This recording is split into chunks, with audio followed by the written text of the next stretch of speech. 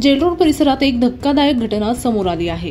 सेवानिवृत्त प्राध्यापक मुरलीधर जोशी यांनी आपल्या अंथरुणाला खिळलेल्या पत्नीचा गळा दाबून खून केला आणि नंतर स्वतः गळफास घेऊन आयुष्य संपवले। ही घटना बुधवारी रात्री 8:30च्या सुमारास उघडकीस आली। जोशी दाम्पत्य गेल्या अनेक वर्षांपासून जेलरोड येथे राहत होते। त्यांच्या पत्नी लता जोशी गेल्या 3 वर्षांपासून गंभीर आजारी होत्या। त्यांच्या दोन्ही मुलांचं वास्तव्य दुसऱ्या शहरात होते।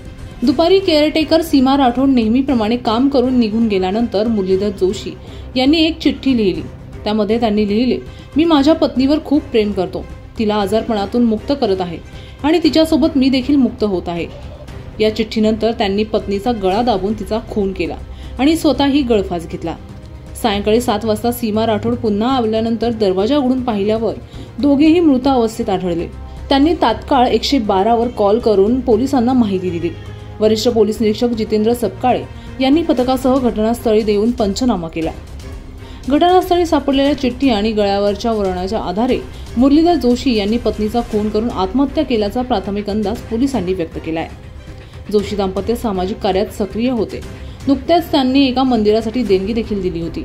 त्यांच्या या निधनानं संपूर्ण नाशिक रोड परिसरात शोककळा पसरली आहे। या प्रकरणाचा पुढील तपास नाशिक रोड पोलीस करत आहेत।